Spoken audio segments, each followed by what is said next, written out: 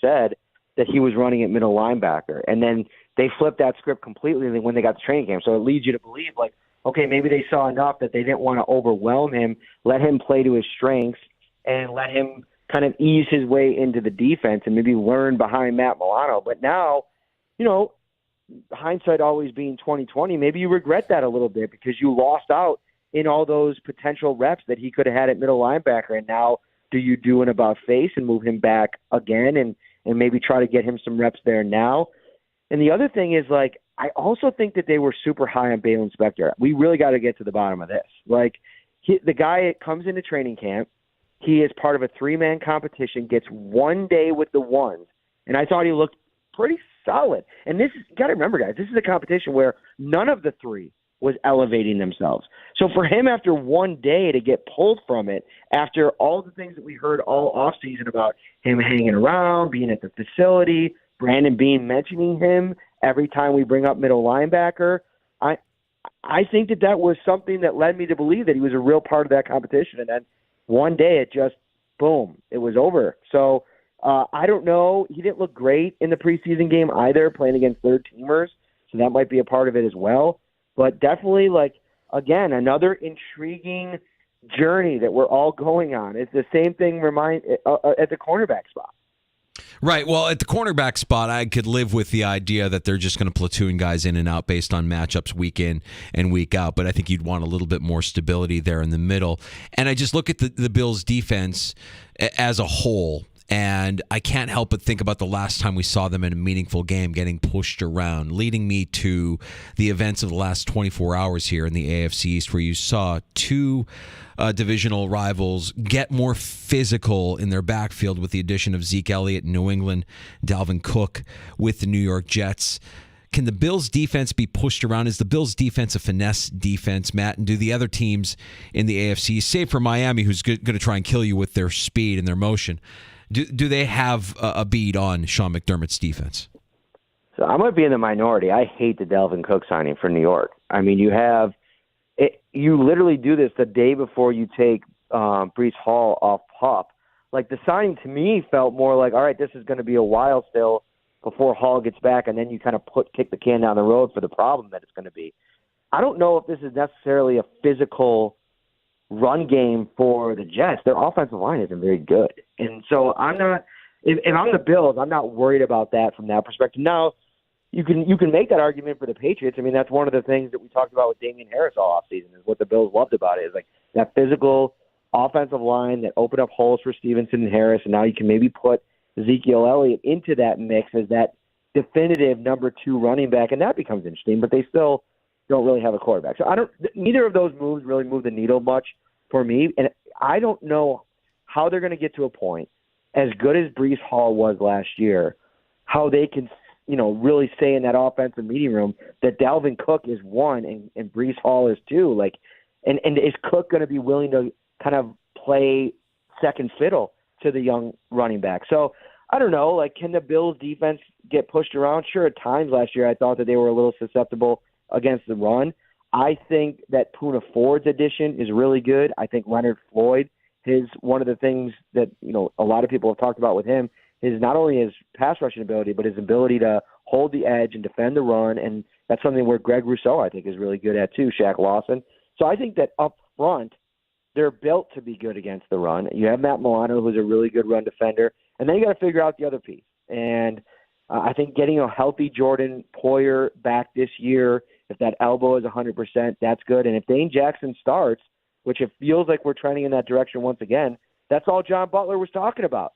When we asked him about the 3 guys, when he mentioned Dane Jackson, he was like, there are few corners in the league that are as good against the run as Dane Jackson. So, no, I don't think that should be the case. If it is, then that, I think, becomes a problem.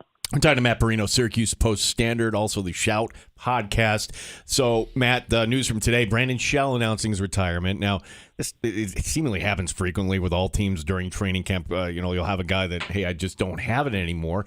But it was a position, in my opinion, the backup, the swing tackle, if you will, that we really didn't have a clear candidate. So where do the Bills go from here? Because are we good with Tommy Doyle or Kessenberry? No, I don't think they should be. But the problem is this time of year, the pickings are pretty thin at that spot. They really are at the start of free agency, unless you get a top guy or two. And so they're in a rough spot. And, Brandon Shell, this is something that every time I would push back with fans when they were telling me, like, this is competition for Spencer Brown. I never thought that was the case. I mean, this guy last year was as bad as Spencer Brown in terms of letting up pressures. And I think this was just a guy 31 years old. He's played a lot of football, wanted to see how his body held up. And maybe it just, it didn't feel right for whatever reason. And he also, do you want to go through all of this to be a backup again and then maybe even be on the roster bubble? Like, he has not been great. And then you have these young guys, Richard Garage, the UDFA out of Florida, and then Ryan Vandemark, who I think both have outplayed Shell and Quessenberry. But they seem like more of left tackles. Like, when they've been asked to play right tackle, it hasn't looked the same, especially for Vandemark. If you go back and watch his splits, he played a bunch of snaps the other night, and a little bit over half of them were at right tackle. Not great. The left tackle ones were really actually pretty good. And so if he's going to be Deion Dawkins' backup, then you got to figure out, all right, can you roll with Quessenberry again? Can Tommy Doyle play that spot? Can you depend on him? Because that's been the issue with Doyle, is just availability. And that's no fault of his own. I mean, he's had a couple injuries, but that's a part of the process when you're evaluating these guys. So I wouldn't be surprised if the Bills look to add another guy, whether it be via free agency, what's out there, maybe looking around. And, they have a lot of draft capital in next year's draft. Do they maybe send a pick to bring in a guy that might be on the fringe of a roster battle somewhere else and try to, somebody maybe that Aaron Kromer is high on that he thinks he can work into their system? Matt, what was your favorite overreaction from the Bills' win on Saturday? Ooh, that is a great question. Overreaction.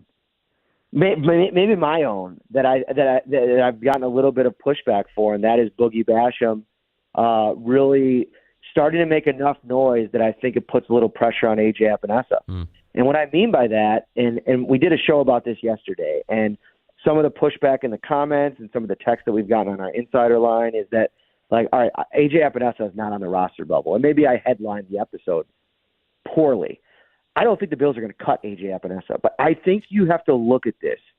Like, okay, you added Leonard Floyd, right? He played 86% of the snaps for L.A. last year.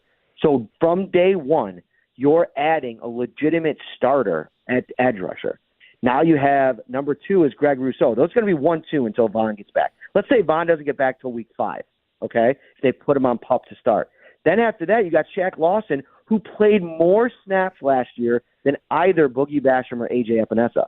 If the arrow is up on Basham and you want to give him a legit opportunity until Vaughn gets back to see if he could produce, keeping both Boogie and A.J. Epinesa limits the opportunities for both of them, I think, even with Von Miller out. So do you get aggressive and try to flip an A.J. Epinesa, maybe try to get a pick back, or maybe even add a veteran offensive lineman where you obviously might now have a pretty good need at the backup spot? I don't know. Maybe a little bit of an overreaction of one game for Boogie Basham, but I really felt that the person has been trending upwards all off season. Like I mentioned to you guys a couple months back, I met up with him in Phoenix when I was out there for the owners meeting. We had lunch. I did a story on him. I really like his attitude. When I went up to his locker after the game on Saturday, I wanted to ask him about, like, all right, this is a big performance, tackle for a loss, sack. I'm ready to hear, like, all these, like, big reactions from the game. And for him, it was ho-hum. It was like, that's the expectation now. Like, that's part of it. And he wants to take it to the next level. Sean McDermott said he was leveling up in the last couple of days. So, I just thought maybe that puts a little bit more pressure on A.J. Epinesa, who's had training camp after training camp where he's really performed well, but it just hasn't materialized into really sustained success. So, Matt, finish the sentence here. The number 2 quarterback for the Buffalo Bills on opening night in New York will be? Kyle Allen. And I know a lot of Bills fans are probably like, come on, Perino, what are you talking about? A couple things going for Kyle Allen. Number 1, best buds with Josh Allen. It's about the room, especially early.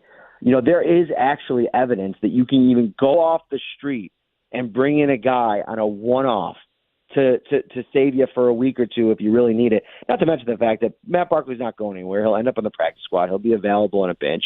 But they did it with Barkley a couple of years ago, and they signed him for the first time, and they went in and played the Jets.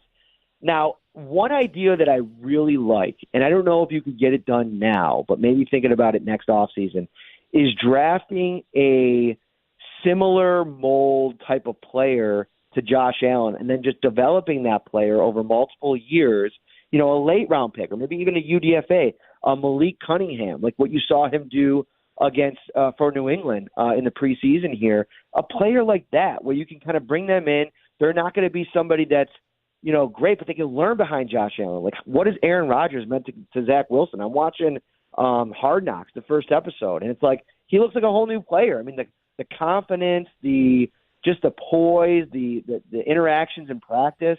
Like, maybe that's a better route than flipping the deck every single offseason and bringing in a veteran and having him learn this super complicated offense.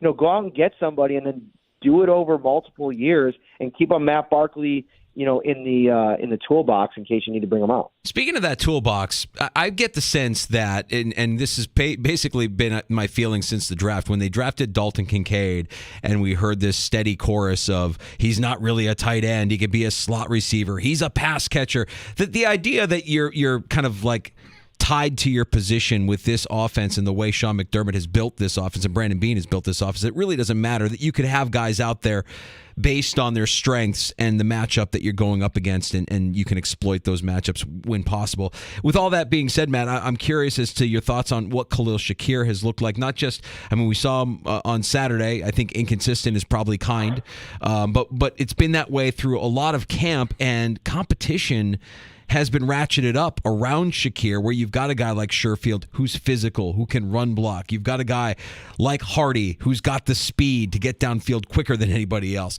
Even Andy Isabella, to me, looked competent on Saturday over Khalil Shakir. I know he's practice squad fodder.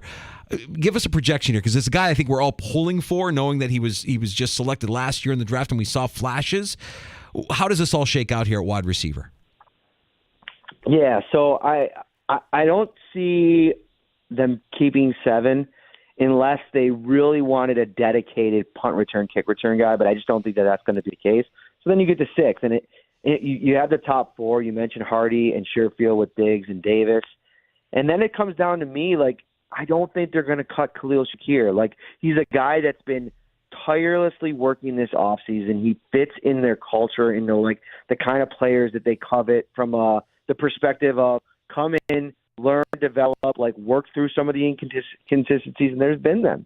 Like, to have it was a perfect microcosm of his entire training camp in that game, making that unbelievable catch and then having that easy bunny on third down and just completely dropping it. And it's a player that I think puts a lot of pressure on himself, and they ask him to do a lot of different things. And that's another thing about this regime. Like, I wonder sometimes, and this is just coming from somebody that's never spent time as a coach, so I don't understand, or an evaluator. So this is just an outsider's opinion. But should you expect everybody all the time to be this master expert of versatility? Always. Like, to me, Cody Ford is the embodiment of a player that was failed by that approach. That player, to me, needed to find comfort in one place. And I wonder sometimes with Shakir, how much has them asking him to learn everything and do everything as a 5th-round wide receiver that played at Boise State that, I don't have any intel on their scheme, but I can't imagine it was comparable to the difficulty of the Bills scheme, to go out there and learn, every single position on the boundary, the slot. You're asking him to do sometimes the McKenzie stuff. Like, it feels like a lot on the plate of a second-year wide receiver who's entering their second year. So, yeah, I think he ends up making the roster. I think that he is a guy that's under roster control at a really nice number for the next 2-3 seasons, and that's valuable to them. But there has been inconsistency, and I think that if that continues, it becomes more of a concern as you go along. Great stuff from Matt Perino, Syracuse Post-Standard. What can we look forward to reading? And tell us about the schedule this week for the Shout podcast, Matt.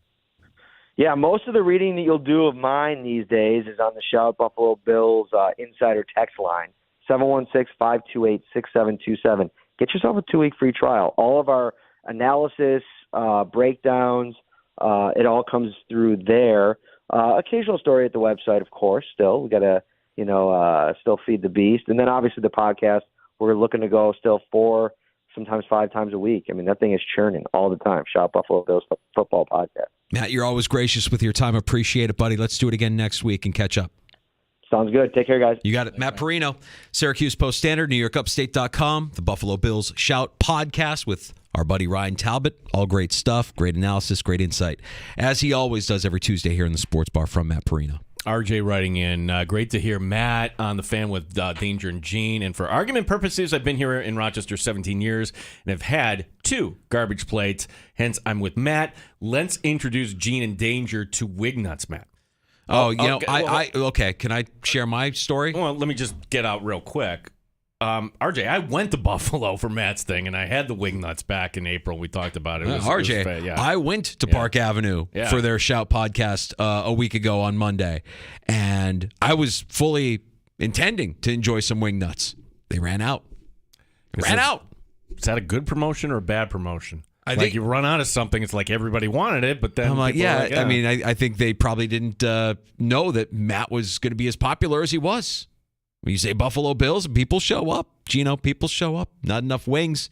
By the time I got there, sorry, we're all sold out of the wings. Ooh. That hurts. That stings. I really wanted to try the Matt Perino or the Ryan Talbot flavored wings. They're specialty wings there from Wingnuts. But we'll get them next time. RJ, appreciate you listening. You can always reach us on X at The Fan Rochester. I'm at AKA Mike Danger. He is at Gene Battaglia. We'll take a break here and come back next with some takes on tap in the sports bar. Yeah, as there was another night, Yankees giving up double digits, and I have thoughts that I'm sure Yankee fans will want to hear, and maybe we'll agree, maybe we'll disagree. And our spotlight game of the day, we're bringing this back, of course. Just taking a little look, looks like a slow roll here as we're picking games for week 1. I'm done with the preseason. I'm looking at week 1, and I've got my thoughts on Minnesota, Tampa Bay. I have a take on rookie quarterbacks in the National Football League. We'll get to that and more next. The Sports Bar with Danger and Battaglia. I'll drink to that on the way on The Fan Rochester. Odyssey has sports.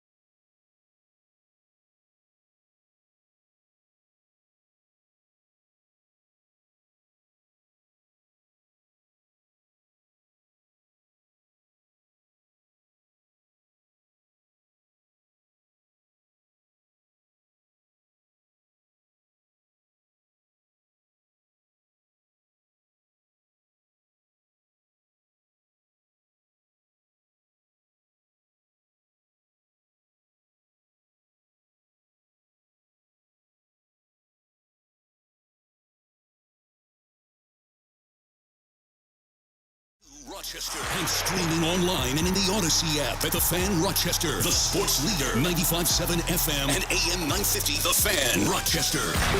Always live on the free Odyssey app. The Fan Rochester Sports Update. Practice this morning for the Buffalo Bills, a little testy. Tyrell Dotson swinging his helmet in one altercation. No one got hurt. Meanwhile, Brandon Shell, the offensive tackle, announcing that he will retire. We'll get the thoughts of Damon Amendola coming up later this hour here in the Sports Bar. Anthony Richardson has been named the Colts starting quarterback. Rochester Red Wings are in Buffalo tonight. It's game 1 of a 6-game series. The Yankees playing in Atlanta. The Orioles are in San Diego. Some Nighthawks news today as they re-sign their goaltender, Rylan Hartley. It's a 2-year deal. Sports is brought to you by GetMyPerks.com, where today, get half off on a season pass to Stokey Farms. Get your fall fun on. This and other great deals at GetMyPerks.com. Gene Battaglia in the Sports Leader, 95.7 FM and AM 950, The Fan Rochester.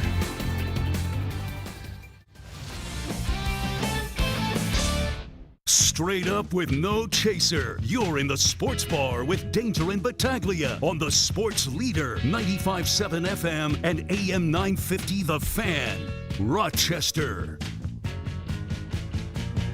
All right, back in the Sports Bar, Gino, and before we get to some takes on tap here with I'll Drink to That, let's discuss who might be in some hot water today with the Buffalo Bills, if we may. Well, with the Buffalo Bills, I was going to go with a different hot water. Okay, talk to me. This is kind of breaking news from another camp. We have breaking news in the Sports Bar? Ow. Ow. It really hit me. I didn't know it was coming back that far. Imagine getting beat up by Malik Willis. Will Levis is not going to be the number 2 quarterback in Tennessee. This is according to Greg Rosenthal. Will Levis behind Ryan Tannehill, and you would expect at some point you'll probably see Will Levis in the regular season. I mean, what's really left of Ryan Tannehill's career? Yeah. Not much. Who's in hot water for the Buffalo Bills? Khalil Shakir, maybe? Hey, don't drop the football. How about Tyrell Dotson? Don't throw your helmet around practice around your teammates, buddy. Did that? Yep, I think Coach Mack is going to sit him down later on. It's that time of year. Everybody, look, hot water can be good. That's bad hot water. You can see how good hot water can be. Smooth segue at Ace Swim and Leisure. They've been serving Rochester area families since 1962. It isn't very often something comes along as cool and different as the all-new Jacuzzi Swim Spa. It's the right size, the right price, the pool spa combo that gives you the pro-grade water workout and therapeutic water massage. See for yourself at Ace Swim and Leisure's Chilai Avenue store today, or aswim.com. All right, let's reset here. DA of the DA show. You hear mornings here on the Fan. Damon Amendola going to be joining us here in about 20 minutes or so. Can't wait to just dive in on a Trash Tuesday with DA, one of our buddies, joining us here shortly. You're also welcome to join us on the Good Smoke Barbecue and Pub Wingman line, 866-4FAN. Is that number 866-4326? Award-winning barbecue from Good Smoke Barbecue and Pub. The new location at 135 West Commercial Street in East Rochester. GoodSmokeBBQ.com. We'll do a little quick NFL whip around here. Happy hour on the way at 5 o'clock and a round of shots all on the way here in the Sports Bar with Danger and Battaglia. First, let's dish out some takes, Gino. It's a take, or I think this is more of an invite. Yankee fans, pull up a stool and join us, as we say. Bills fans, Sabre fans, fans of many other teams have experienced this in recent years. It's that point of the season where you know your team is broken. There's no fixing it. And you come to the realization that change is needed. But the only way to get change is, you got to lose some more. Yankee fans, welcome to the art of hate watching. Oh, here we go. Hate watching your team. You want Brian Cashman gone? You want Aaron Boone gone? I agree with you. I know it's very, very warped, but this is sports. And besides, what does a magical run to just miss out on a wild card get you? Nothing. No change. Run the band back together. No, that's not what you want. The Yankees right now, 1 game above 500. And maybe they're at 500 tonight after they lose to Atlanta. Who knows? The last time, Danger, the Yankees finished a season with a losing record, George Bush was the president. Yeah. That's George H.W. Bush, 1992. That was a month before Clinton was elected. Oh, no. This is a testament to how steady the New York Yankees have been as a franchise. But now, this ain't it. Hate watch your team. You'll actually feel better. You'll thank me. I spent some time watching last night, and it just feels like Boone has zero feel for the game. You know what I'm saying? Like, your guy's out there, Schmidt, he's out there, and he's struggling, and you're just leaving him out. You left him out there to just get mashed. Just no feel. I would listen to the argument that it's Atlanta, it's the best lineup Of course. in baseball, but that should have you even more dialed in as to what your team needs to be competitive in that matchup. Not like, oh, well, I guess we can't compete. Who's got fire on that Yankee lineup? I think Harrison Bader's a guy, but then he's a free agent after this year, so good luck with that. At minimum, Boone is gone.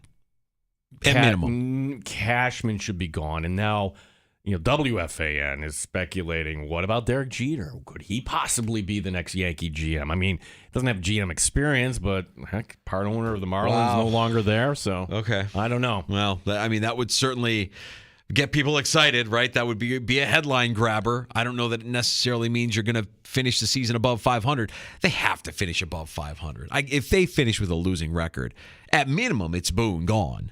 At minimum. But I would imagine Cashman would probably be... You'd have to look at that and be like, all right, this isn't what we are signing up for here as an organization. Like, there are certain organizations, the Lakers are in this category. You can't say the Cowboys because we know what they are, but maybe the Yankees are the Cowboys. If you go 10 years without a championship, something is wrong. If you go more than 10 years with at least a finals appearance, something is wrong in New York. Well, I just think the finishing below 500, having a losing season when you haven't had one since before Clinton was president... Yeah, that's a lot of alarms. That's a lot of red flags. Time to clean up. Time to move it in a different direction. If you invest a first-round pick on a quarterback, there is no reason to not start him week one of his rookie season. That's my take. And I think about the season that Mahomes sat behind Alex Smith in Kansas City, and I don't think about that season in terms of what could have been with Mahomes as a rookie. Rather, I think of the restraint and the loyalty that Andy Reid had to exhibit to not let his wild stallion run free with Alex Smith as the starter and Mahomes on the bench. For anyone wondering if Davis Mills should start over C.J. Stroud in Houston, stop. If you don't believe that your guy is a starter week one, why draft him in the first round in the first place? I love that Indy isn't farting around here with their decision anymore. Richardson is a bigger talent than Minshew. It's not close. The same for Stroud and Mills in Houston or Bryce Young and Andy Dalton in Carolina, which makes me wonder how, in any way, shape, form, or universe, Sean McDermott once thought that starting Nathan freaking Peterman in a game over Josh Allen was ever a good idea. There are certainly some unforgivable sins on this guy's ledger, Gino. That was the opener in Baltimore. They got their butts kicked. How? It was like, yeah. How? Everybody in that locker room, talk about feel, everybody in that locker room had to be looking at him like, really, coach? Really? This is what you're going to trot out? Really? You've got this young stallion with a rocket arm who's a dog, and you've got Nathan Peterman. And you think Nathan Peterman gives us the best chance to win against Baltimore in Baltimore? It's the same reason why Nathan Peterman's still in the league. You start Josh Allen, you coward. You start him week one. I can't believe they did. I still can't believe they did that. You know, we should pull up the press conference from week 2 before the Charger game because McDermott was so pissed. Angry. He was pissed. Yes. Because somebody had reported, was it Mortensen? Hey, Josh Allen's going to start week 2. He was angry. Yeah. Like this got out. How would this get out? Yeah. What do you mean? Anybody with eyes could have reported that. Anybody with eyes could have said, your starter week 2 is not Nathan Peterman. How about that, Coach? I am going to pick a game here.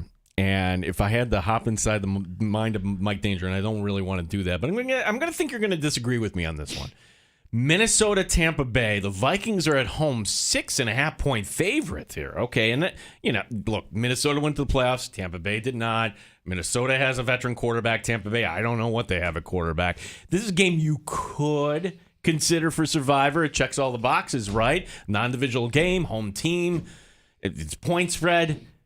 It's still the Minnesota Vikings. I would not suggest that. In fact, I would not suggest them to cover. Look, Tampa's not a good team, but they're going to score enough points to keep this close and entertaining. I'm going to take the Bucs plus the 6.5. Few things. One, if you do spend some time inside my mind, feed the dogs that are barking in there if you could, Gino. It's 2. You're looking at this wrong. It's not about Tampa being able to score enough points to keep it close. It's about Tampa's defense limiting what Minnesota can do, because we forget Tampa's defense, pretty good defense. Lots of talent on that side of the ball. Todd Bowles, defensive-minded head coach, good defensive coordinator. Not a good head coach, good defensive coordinator. And I think that defense will actually keep games close for Tampa Bay. I don't have any faith in Baker Mayfield. I don't believe that Mike Evans is going to be the threat that he's always been, or that Chris Godwin is going to be the threat that he's always been, because you don't have a quarterback that consistently can get them the ball with any sort of regularity or heat. I just don't think Baker Mayfield is that guy. I don't think he's ever been that guy. And I don't think you have anybody there that can get more out of Baker Mayfield. So Baker Mayfield's ego can only take you so far, and I don't think that offense is going to be able to put up enough points. I think the defense will keep them in this game. I agree with you. I think that the Bucks keep it close enough where the Vikings don't cover the 6.5. I guess, okay, so point being, we don't trust the Vikings. I don't trust either of those teams. I don't trust either of those teams. And Kirk Cousins going into the year knowing that he doesn't have a contract next year is interesting. You know, you have arguably the best wide receiver in the game. Can you get him the ball? Chances are you can. Kirk Cousins has done that, but just hasn't done it at the right times, right? Like, you want more. You should feed him more. And I don't know that they think that way. I don't know what Minnesota's defense is going to be this year. Don't know. Don't really know what to expect out of that defense, but I can tell you that Tampa's defense is still a good unit, and Todd Bowles isn't going to let that defense slip on his watch. Mr. Excitement running it. The Bucks made the playoffs last year. Yeah, like, oh my gosh, that's absolutely correct. Like, I just want to kind of block that out there. Yeah, that lost to Dallas there. Right. Thank you. Yeah, has there been a more under the radar playoff team than the Tom Brady led Bucks of last season? How bad that division was. Right. Just atrocious. Terrible. Chris writing in, I know it's football season in Western New York when I hear danger rant on Peterman, and Gene just lets him go. I watched some Peterman over the weekend. How'd he look? Competent. That's about it. That's all I have for you. Well, a little bit of New Orleans? I think he's the man. Look, he's going to be practice squad, you know, at best. PJ Walker is the backup to Justin Fields in Chicago. Peterman, I guess, why do you keep him around? I mean, do you remember last year he started week 18? Yeah, started. He threw an interception at the end of the Christmas Eve game against the Bills. This is year 7 for Nate Peterman in this league. Year 7. It just makes no sense. I still don't know. What did he put in McDermott's drink?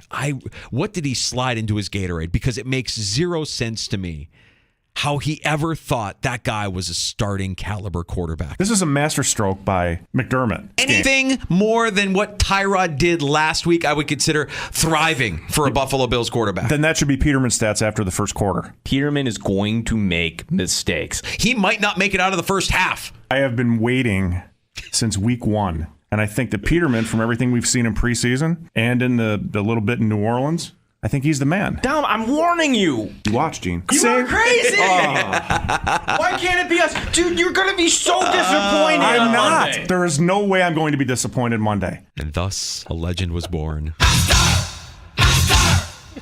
5 interceptions in the first half. Imagine letting your quarterback, okay, he's thrown 4, but he can work his way out of this. Imagine, not pulling him at that point. You want to talk about not having a feel for the game. We were busting on Boone from last night. No, Sean McDermott, zero feel for the game as it's happening. Zero. Or for what you think is actually, we have this rocket-armed rookie quarterback that we invested a first-round pick, and we traded up to get him. But you know what? He could really stand to benefit from learning under Nathan Peterman's tutelage. Are you effing kidding me? I almost had to hit the dump button there. Are you kidding me? Are you out of your mind? If you invest a first-round pick in a quarterback, he is your starter week 1. End of story. Okay, qualify that. Like top 15, top 20. First round. First round. Lamar Jackson, starter day 1. Should be a starter day 1. Because I would say what Pittsburgh did with Kenny Pickett should have been a starter day 1. Really? I don't think it would have hurt him. How would it have hurt him? No, start him week 1. Get him out there. You want him to be the man? You have to play confident if you're a quarterback. Well, he's not going to be confident if he's getting beat up. If he gets beat up, he gets beat up. Start him week 1. And look, every situation is fluid, right? Every coach has their way. Every team is different. Every situation is different. If you don't believe that he could be your starter week 1, here's what I would say. Don't draft him. Don't draft him. Wait. Because there are other teams that are going to wait as well. Don't draft him. Will Levis could be backing up. He's a third stringer. And Malik Willis, I thought there were moments where Malik Willis actually kind of looked like an NFL quarterback on Saturday in the preseason against the Bears. Well, Malik Willis is the example of he really ran a very basic offense in college, almost high school-like at Liberty, and that's why he didn't go in the first round. Like Tennessee waiting until round 3 and okay, development quarterback. And even when they took him in round 3, I think that's the pick that got the GM fired, that got Davidson fired at Tennessee. That and trading A.J. Brown. We had a really bad April of 2022, and that was it. He's gone. And you're stuck with this guy that you really didn't want. And so let's just bury him third string behind the guy that we actually drafted this year that we think could be something in Will Levis. All right, we've got to move on to Damon Amendola. DA is going to join us next in the Sports Bar. Gino, what are we looking to gain from our conversation with DA besides who he's trashing on a Trash Tuesday? Well, I think we want to ask DA how was his Buffalo experience. We haven't had him on the show. That was the Viking game. Holy cow! For all the games in the world for him to go to, that one he came to Buffalo. You get the full Buffalo experience in that game, wow. boy. The full range of emotion. Wow! So, is he coming back? Now, remember, he's a Syracuse grad too, so would love to get his thoughts on. Hey, it's a new day here. I never thought we'd be talking about Jim Boeheim as the ex-head coach of Syracuse basketball. Which, when we saw him out at camp and the soundbite we had when he's talking about how they run practices. It's almost like Boeheim forgot. He's still talking about. No, dude, Jim, you're done. You know what is funny is I got to hang out with some Syracuse friends this weekend and mentioned that I saw Boeheim at practice, and they're like, "Let me guess, it was the practice that was for VIPs." I'm like, how did you know? How could you possibly figure out that Jim Boeheim would not associate with the practice that was open to the general public? I can't be seen with Gen Pop. Make sure I'm with the VIPs and the corporate glad handlers and get out of here. I just, how dare you expect me to hang out with the peasantry? No. Do you know who I am? Well, we're just here to see Josh. This isn't really a big fan. Yeah. And, the way they run practice is different than the way I run practice. Yeah. You don't run practice anymore. Oh, right. Oh, yeah. So, and there's that. Back to DA. I'd also be curious to get his thoughts on Syracuse as far as an athletic department in the ACC. Are they going to get left behind? Or maybe is that not a bad thing? Is there a way we can get back to the Big East? Yeah. All right. We'll get into that more with DA, the host of the DA Show. Damon Amendola going to join us next in the Sports Bar. Danger and Battaglia, the Fan, Rochester. Odyssey has sports for every fan. Keep up with your favorite teams from across the country.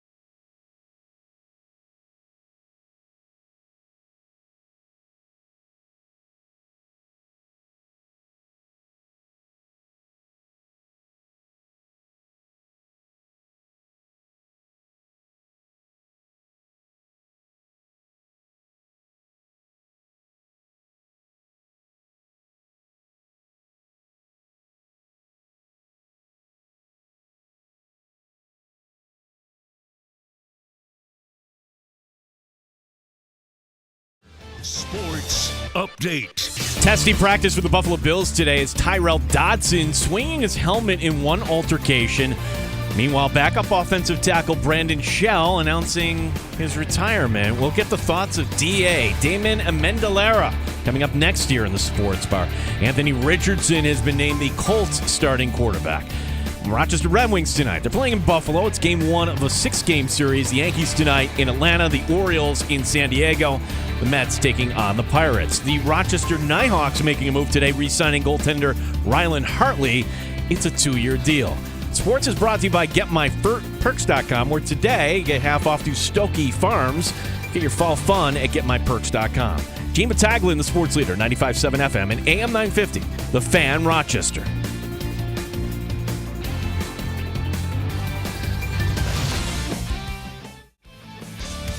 Top Shelf Sports Talk. You're hanging out in the Sports Bar with Danger and Battaglia on the Sports Leader, 95.7 FM and AM 950, The Fan, Rochester.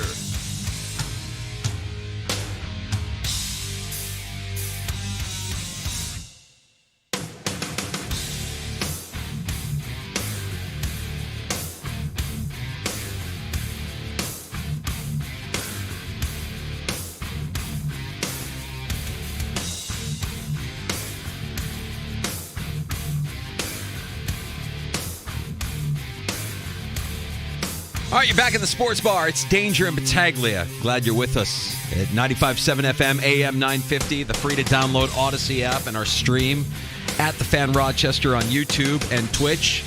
Always love when we can catch up with the guy that you hear every morning here on The Fan Rochester. We have to do this in hushed tones, though. We're just talking to DA off the air. Do you remember doing this when you were your kids were younger? Let me guess. Nap time. Driving around. Oh, driving around during now. So the baby is in the back seat, nestled, nice and cozy, nice and quiet. Oh, no. This is a newborn that we're talking about, correct, DA? That is correct. AJ is 3 months old, so a little bit more than a newborn, but we've got him wrapped up like a quarterback at training camp. You're not allowed to touch him. He's right now got the red jersey on. Yeah. But he's doing okay. We're driving around. You know, he likes that motion. So we're just trying to make sure that he stays asleep. I love it. And we've all been there, man. We all know what that drive around is like. DA, what did you trash this morning for Trash Tuesday, if we may bother you with that? Oh, the humidity around here. I don't know how it's been up there, but down here we are just been, I mean, it feels like it's like a cloud of humidity that's been on top of us for about a month and a half now, and it's made everything so moist and disgusting. And so all my plants are dying. They've got mold on it. The mites are all over the place. The insects are going crazy. We just need a couple of dry days, and like, I never want to wish away the summer, but when the fall comes, you get those crisp nights and the humidity is gone. Oh, that's the best. And so, unfortunately, I'm counting down the days because it has been freaking humid over here. DA, the host of the Damon Amendolara Show, our guest here in the Sports Bar. So, DA, as far as we haven't talked to you since you made your trip up to Western New York, where you saw the Buffalo Bills lose in spectacular fashion to Minnesota Vikings. How was the whole weekend an experience for you, Damon? Oh, man, it was the best. We just had the best time. Me and two buddies that I went to Syracuse with got together up there, and with another friend of mine that was my roommate, and we ended up staying with him and then going out to get wings. We did basically a wing crawl throughout Buffalo, like 2 or 3 nights in a row. We went out and tailgated a little bit before the game, and then the game itself was an all-timer. That's the 4th and 22 catch from Justin Jefferson. Yeah. That's the crazy red zone interceptions by Josh Allen. That's the snatching defeat from the jaws of victory by the Bills. And it was just insane. What a game, what a day. We just had the best weekend, and so we've been trying to figure out if we can get everybody on the same schedule for this season. And originally we had the Dolphins game lined up early October, but I don't know if that's going to work. But we had such a good time last year that we're like, we got to get back up there and do it again because it was the perfect fall football weekend, and nobody does it better than Buffalo. Well, you had the full range of Buffalo Bills emotions in that one game against the Minnesota Vikings, and you probably saw some stuff with your own eyes there being at that game that led you to believe after you saw them lose the way they lost to Cincinnati that there were some flaws with the Buffalo Bills. Do you think the Bills have done enough this offseason heading into this season to cure some of those ailments? Do you think the Buffalo Bills still have an opportunity here? Is their window still open, DA? I think it is still open. The roster's still really good. The quarterback's still really good. There's two things that worry me. I think they probably worry a lot of Bills fans. Number one, whatever that relationship is between Allen and Diggs, is that fixable? Is that fixed? Is that something that you can put behind you going into the season? Or is that something that flares up? You know, we've all heard a million different rumors. Some of them are crazy. Some of them seem pretty reasonable. But that's a big one because Allen needs Diggs and the Bills need Diggs. They don't run the football all that well, so they need to be able to throw it. But they got talent everywhere. The second thing that I just can't shake is it feels like Sean McDermott runs himself into a wall pretty consistently. And I'll go back to that Vikings game. I mean, the handoff at the goal line, there's only one thing Josh Allen can't do, and that's fumble the football. And that's exactly what happened. Now, is that a coaching thing? Is that a quarterback thing? I think it's a little bit of both. I mean, frankly, if you keep melting down in really big spots when you just can't afford to melt down, I have to keep looking at coaching. And so I like McDermott, but there's a sinking feeling I always have that somehow the Bills find ways to not make the clutch play. And, that Bills playoff loss against the Bengals felt the same way, that one team was really well prepared, then one team kind of went into it maybe thinking one thing and the other thing happened. They weren't ready to pivot. Yeah, boy, you go back to 13 seconds, the loss in Kansas City, inexplicable, and he didn't really take any of the blame. And now the change comes this year as McDermott is also going to be the defensive coordinator and calling the plays. And sure, it can work for a guy like Belichick, but I guess you don't have him there. You have it happening in Dallas. What do you think of these coaches that are just kind of rolling up their sleeves here and trying to get more embedded? I don't love it. I mean, I really don't love head coaches being general managers. That I think is a real issue, and I think Bill Belichick has been exposed with that after Brady left and trying to build a roster. Coaches, everything should be responsible for building the roster. I'm better with them calling defensive plays or offensive plays if that's their side of the football. But we'll see about Mike McCarthy. I mean, there was plenty of criticism in Green Bay when he tried to do this. And now he's going to go back to trying to do it. I mean, for McDermott, he's saying all the right things, that he's excited. It's given him a jolt. He's more locked in and engaged.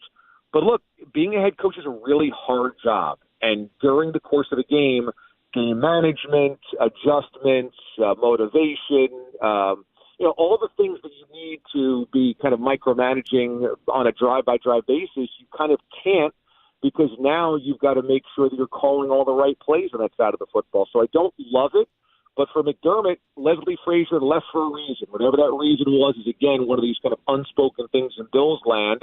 They don't really like to make too much public. So there's pressure on McDermott to make that thing work and prove that he is worthy of not only being the head coach of a contender, but also being the architect of a defense that needs to make sure it holds up instead of the bargain.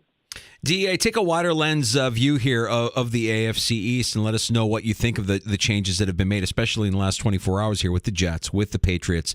We know what the Dolphins are about as well. I mean, it feels like everybody's going to continue to gun for Buffalo, and the division has gotten better this offseason, obviously, with the changes made in New York there with Rodgers and everybody else. They have. I'll start with the Patriots. I'm still underwhelmed. I mean, that quarterback still is limited, and I know they've changed offensive coordinators. People believe that, Bill O'Brien's the guy that can fix it, but I still think that is a limited offense in a division that has a lot of explosive offenses. So I'm not taking the Patriots all that seriously. I mean, to me, they're floating around 500, 8-9, 9-8, 7-10, something like that. I think the Dolphins are a real serious contender. And, we would have seen a different end of their season probably had Tua Tagovailoa been healthy for the entire season. He wasn't, and we almost saw the Dolphins still go up there to Buffalo and steal one.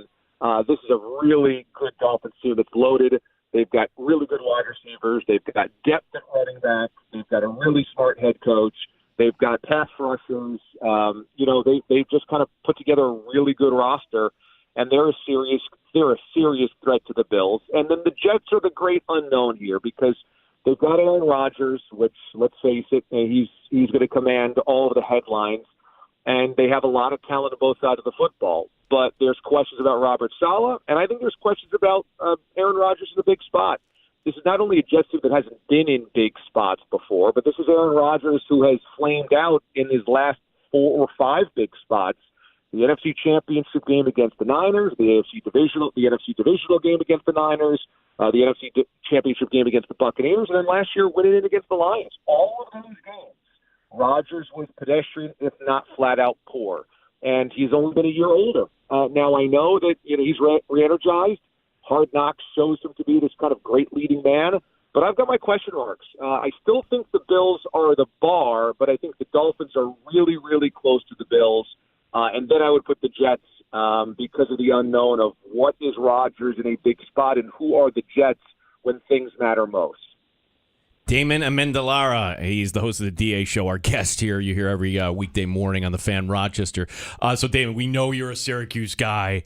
And my gosh, Danger and I are at Bills camp last Monday, and look who's on the sideline. It's Jim Boeheim, and he's retired now. And he decides to talk to reporters, and I thought I got a chuckle out of one quote because somebody asked him to compare this practice, and he's talking about how they run practices at Syracuse, almost as if he's still the head coach. And I'm wondering, did he kind of forget here? And I'm wondering if his presence are still going to be kind of lording over this program. But Damon, that actually happened. Like, are you excited for Syracuse basketball, or are we just thinking this is going to be more of the same here and that really it'll be Jim behind the curtain? It's probably still Jim behind the curtain, but it still gives me a reason for some renewed optimism. I think that everything had stalled at Syracuse. I think Jim has been remarkably successful, and thus he has his way of doing it. But also Jim has become remarkably stubborn and combative and cynical, and that's not a good face to put on any program. And I know that he's had remarkable success, and he's a Hall of Famer. They won a championship. They've been to multiple Final Fours. But when you're kind of openly feuding with the sport that you play or you coach for, and the fans in general, they want somebody who's enthusiastic, optimistic, supportive of what's going on versus him who just felt annoyed by everything going on. I think there just needed to be a change. And he became really hypersensitive and just became, again, more and more stubborn by the year. So I'm excited for a change. I think Adrian Autry is a breath of fresh air. He brings youth. He brings a different perspective. He brings a different way to connect to players. He brings maybe a different scheme as well, maybe not using the 2-3 zone as much. So I'm excited about that. But the shadow of Jim Boeheim looms large, and it's going to cast a shadow over everything. And I don't think Jim will ever be able to truly fade into the background because his identity is tied up into being the head coach at Syracuse, and he's still there. He's still got an office, and he's still kind of like the ambassador. So I think it's going to be a tough one to grow out from. DA, what about the rest of college athletics? It's been a quiet couple of days. I wanted to get your take on the Pac-4. I wanted to know what you thought about what the future of the ACC could look like here, given all the noise that Florida State has been making, what it means for the Orange long-term. How hysterical is it? It's been a quiet couple of days. That's right, because we've gone 48 hours without a team joining a different conference. Yes. It's actually been kind of quiet. I think it's predictably depressing. It's not something I go to bed crying over, but I'll say this about being a Syracuse fan. Everybody will tell you in college athletics, ADs, chancellors, head coaches, et cetera, realignment's great, and look at all this great television money, and look at our recruiting budgets, and look at our resources, and I don't think Syracuse going to the ACC was better. I think it was necessary because the Big East as a football entity was flailing, but I'm supposed to get into Syracuse Wake Forest. I'm supposed to believe that Syracuse against Georgia Tech means something. It never has. It never will. All those schools that I grew up hating, UConn and Georgetown and on, you don't just replace that because now suddenly you're playing a different team. So I don't really love realignment. I understand why it's happening. It provides for better television content. But at the end of the day, is it better? I don't think it's better for the fan. It's better, for the television entities. Damon, last one for me, and I'm watching the Raiders and the Niners on Sunday, and just notice up in the crowd there when they pan, oh my gosh, it's all red. It's all Niner fans. I mean, like the Vegas Raiders are never going to have, a home field advantage, which brings me to kind of what you're kind of spearheading this talk, that what are we doing moving the Oakland A's to Las Vegas? And I think it's hysterical that they put these artist renderings out that are completely fake, that you can't even fit the stadium on that piece of land. So I guess, Damon, is there any hope that this whole thing, that owners realize this isn't going to work, just shoot this down? I wish there were, but owners help owners. And this owner, John Fisher, wants to go to Oakland and wants to go to Las Vegas because he's got a bad stadium deal, obviously.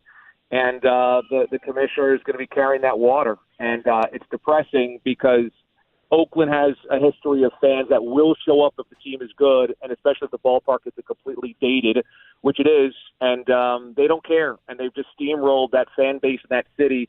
And I feel bad for them because, anybody that's lost a team to relocation or what have you has been, heartbroken for a long time. And that doesn't, you can't put that genie back in the bottle. And I just think that John Fisher should have sold this team if he doesn't want it in Oakland to an owner that wants to keep it in Oakland, like the ownership of the Warriors or another Bay Area Silicon Valley tycoon. And instead, you want to take, his team and just do what he wants with it, even if it's against the grain of what's better for the community. And I find that to be one of the great feats, one of the great thieveries in sports, because I don't think it has to happen. I just think he wants it to happen, and the other owners are going to sit idly by as it does. DA, appreciate you giving us some time this afternoon. Congratulations on the new addition to the family. Thanks, we know guys. what an exciting time that is, and thank you for all the laughs and all the information each and every morning here on the Fan Rochester. You're the best, bud. You got it, man. I'll bring him up for a garbage plate when he can actually digest actual food. I don't know that that's natural food, but we'll go with it. Yeah. DA, appreciate it. Take care, man. Thanks, guys. All right. You got it. Boy, there we go. We got another one now. We got to feed DA garbage plate when he comes to town. And when I picked up the phone, he was in hushed tones. You forget, what that's like when you have, he's still a newborn, 3 months old. I'll tell you, man, I try to surround myself with as many young people as I can because I feel like you're a product of your environment. If you surround yourself with young people, it keeps you young. And I've got friends and coworkers who are just now starting their adult lives, right? They're getting their first house, or they're getting married, or they're thinking about having kids. And I just watch with wonder, and it takes me back to just that conversation with DA. Just you saying, hey, he's driving around with his 3-month-old in the car. Oh, I know what that's like. We remember that. Those are times that you'll never get back. That's why I was like, okay, do we want to do this now? Or I don't want to be. No, he's the best, man. And I didn't go as far as to say this, but I do think that the DA show right now in sports talk radio, I think it's the best thing going. In terms of a morning show that you're going to wake up with and get some laughs and get everything that you need to digest as a fan. It's a great show, and it's entertaining and informative. It's a high bar that they set every morning here on the Fan. He's funny, and he has takes, and he makes you look at things at a different angle. So now if they could get a producer of the. Maybe they bring back Mraz. Maybe this was all kind of a ruse here. I don't know, man. You think he's gone? Yeah. I think Mraz is on to greener pastures. And good for him, by the way. I mean, Mraz, he took a lot of hits. Took a lot of hits on that show. A lot of self-imposed hits. But, for sure. He's missed. But they do a great job every morning. Isn't it interesting, though, and how from the outside, everybody's still looking at the Diggs thing and Allen. And maybe we've moved on for it. Maybe we shouldn't. But, again, there will come a point where the Bills lose a game and Diggs was targeted twice. So that's why I don't want to say, hey, there's nothing to it. Let's just see what happens. Well, if it happens, we kind of know what it is. My take isn't going to change. If Diggs is animated or upset or frustrated after an ugly loss or a loss, whatever it is, I'm not going to point at Diggs and be like, he's the problem. He's not. No. He's the best player on the field. I would argue he's the biggest leader they have in that locker room. He's not the problem. No, you heard DA say what the problem is, and it's in these moments where you wonder about Sean McDermott. Right. Yeah. These self-imposed losses, these inexplicable collapses in games that you just essentially hand over. 13 seconds, the Viking game that he was at last year. Oh, God. If you're at that game, the entire entire range of emotion as a Buffalo Bills fan. Amazing. Appreciate DA making some time for us here in the Sports Bar. Hear him again tomorrow morning on The Fan. Next up, let's whip around the NFL. We've got some news and notes to get to. We'll serve up some appetizers here in the Sports Bar. Yeah, so we have a team announcing who their starting quarterback will be. We had some running back signings in case you missed it from last night. And yeah, like a former NFL running back passing away. Sad. Way sad. Gino, tailgating season is here. It is. You got to go get your victory cigar. And the place, if you've been with the Sports Bar here since day one, you know what we're going to talk about. As it is tailgating season, it is the time to make a stop at Mad Hatter's Hideaway for your tobacco needs. May I interject? If you're like me and you've got the Italian living room, the Garage Mahal, the Garagio, I've got mine screened in now. It's ready for football season. I'll be out there all fall. If I'm going to be relegated to the garage like a dog, you better believe I'm going to smoke a cigar while I'm out there. It's fire pit season. Ooh, fire pit season. It is. Like I had mine going Sunday night. That was great. You could little s'more and a little cigar. Mm-hmm. Voted Rochester's best once again. Mad Hatter's has over 300 varieties of cigars for you to choose from. Fire up that victory cigar. 2 locations: Culver Road in Rondequoit, 535 West Ridge Road. MadHattersHideaway.com. Odyssey has sports for every fan. Keep up with your favorite team.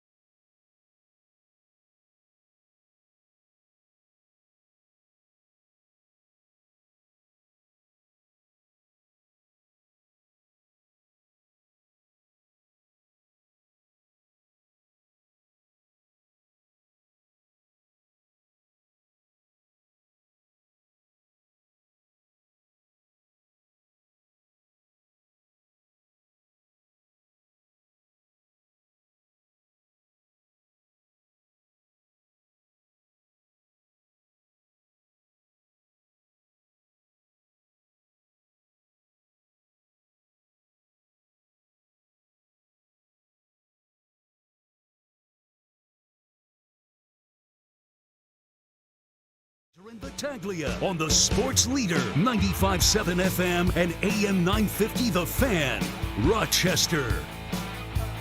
All right, it's time for our little NFL whip around. We call it NFL appetizers here in the Sports Bar. Some news and notes to get to. As they say, the best ability is the availability, I suppose. Bills special teams ace Tyler Matakevich activated from PUP today, fresh off of signing a 2-year contract this offseason.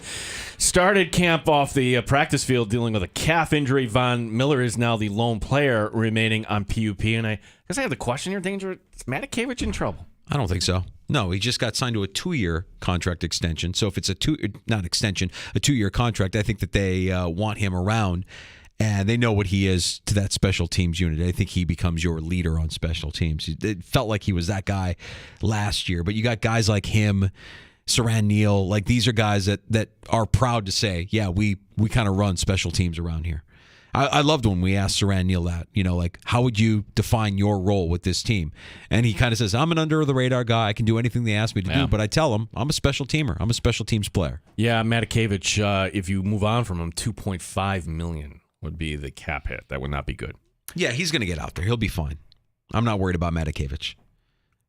I'm a little worried about I'm a little bit worried about offensive line depth as you have an offensive lineman in Brandon Shell retiring today after not participating in practice. Yeah, 1-year deal back on June 1st, age 31.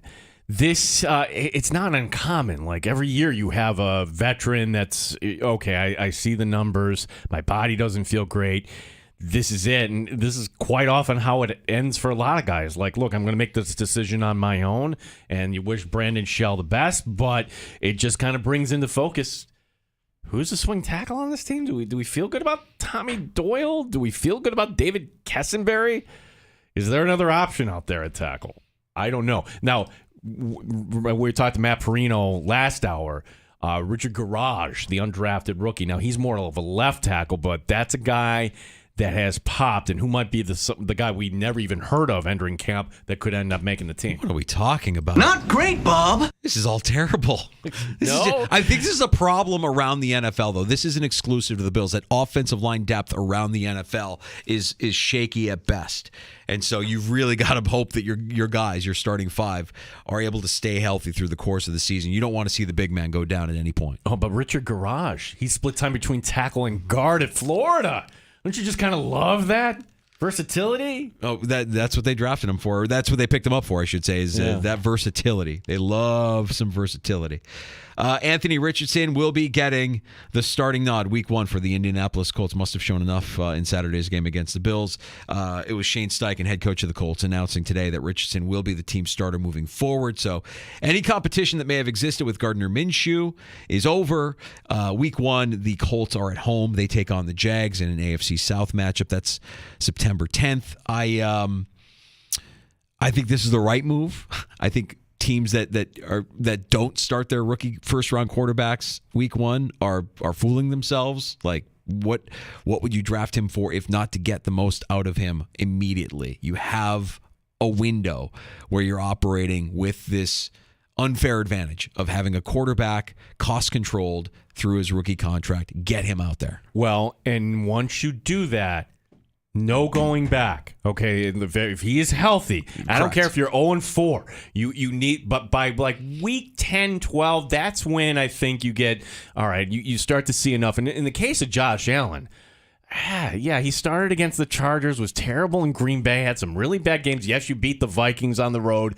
It wasn't until the home win, Thanksgiving weekend against Jacksonville, you're like, okay, and then you finish the season with a nice win over the Dolphins, but they only won 6 games that year. Yeah. It was a rough year. So for any Colt fan or for the few Texan or Panther fans, like it's going to be a rough year. And I would also say that there are a lot of parallels to be drawn when you look around the NFL, and I only am saying this because I heard it ad nauseum while I was watching the Bears and Justin Fields going into his 3rd year, and he's got a weapon now in DJ Moore. Hey, plenty of quarterbacks got better in their 3rd year when you added that piece. Tua Tagovailoa got better when you added Tyreek Hill. Josh Allen got better when you added Stephon Diggs. Like, there are countless occasions where you add that piece and the player gets better. Now, it might not happen right away for Anthony Richardson. You might not, like, Michael Pittman's nice, but I don't know he's that guy that's going to elevate the play of Anthony Richardson and take him from where he is to where he really wants to be.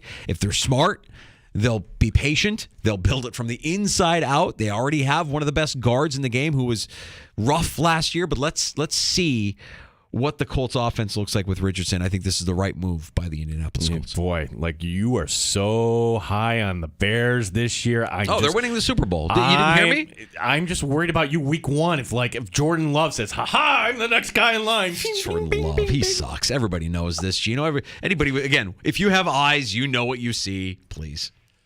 I was rolling.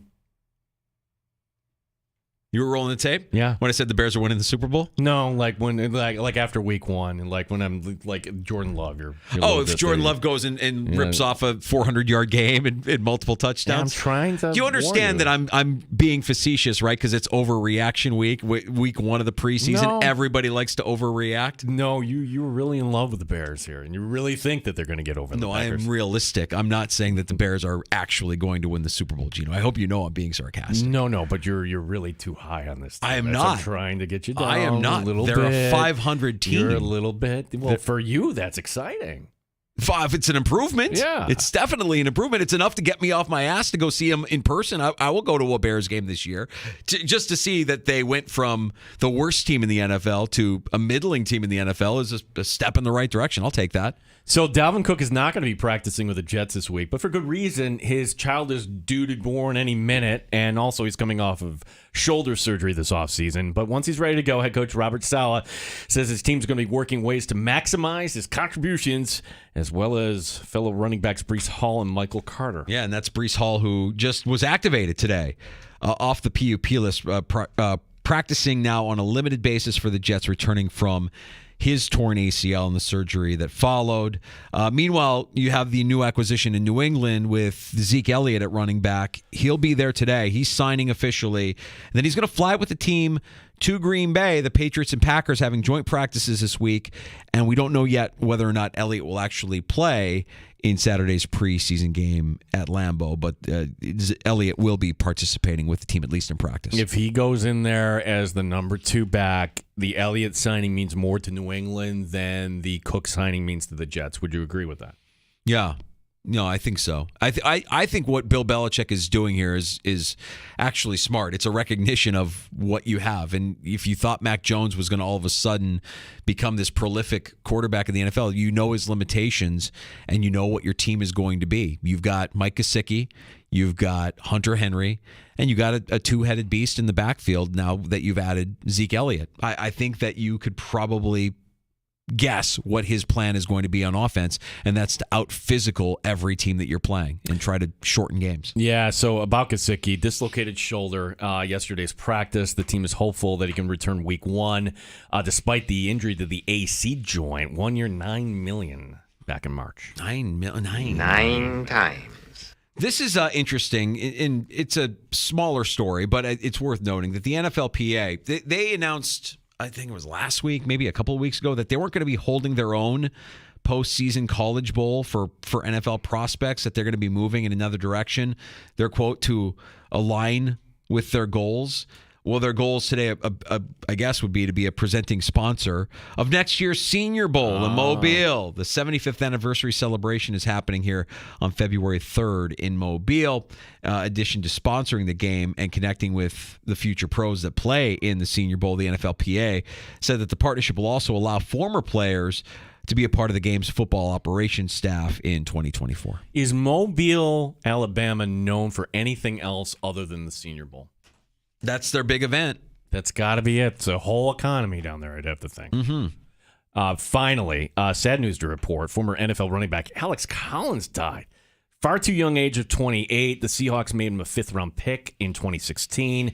Played his rookie season there before going to Baltimore. Collins had his best season in 2017 with the Ravens. He gained 1,100 yards from scrimmage, 6 touchdowns. He played in the NFL in 21, was with Memphis in USFL this spring. It was a motorcycle accident going right through the glass, landing in the car. 28. Oh, I hate that news. Man, He graced many of my fantasy football rosters. I don't know about you, Gino, but Alex Collins was a nice name if you could pick him up somewhere along the line there. Well, this is like, and I know people are like, oh, they come in threes. Like, please, but this is really freaky. Where did Alex Collins played his college ball? Arkansas. Mm-hmm. Who else went to Arkansas and also played for the Ravens that also just passed? Ryan Mallett. Oh, right. So they were Collins and Mallett were teammates on that Arkansas team before coming to the NFL. Yeah. Wow. Sad news. We're going to move on and let's get happy here in the sports. Yeah. Bar. It is happy hour, and we've got time for your calls. On the Good Smoke Barbecue and Pub Wingman line, that's 866-4FAN, 866-4326. Award-winning barbecue from Good Smoke Barbecue and Pub in the new location at 135 West Commercial Street, East Rochester. GoodSmokeBBQ.com. Lots of positive reaction from our conversation with DA just a few moments ago. We'll dig into that a little bit. We also learned a little bit more from Matt Perino about today's session at One Bills Drive. And we've got a Buffalo Bills lineman retiring. We've got a skirmish. We've got Josh Allen on today's practice. We'll get to all of that. You know, skirmishes happen. But for this guy to be swinging his helmet around, like this is the one guy we have like our eyes on, right? Yeah, calm down a little bit there, Chief. We'll get to that and more next. Happy hour on the way in the sports bar. Danger and Battaglia on the Fan, Rochester.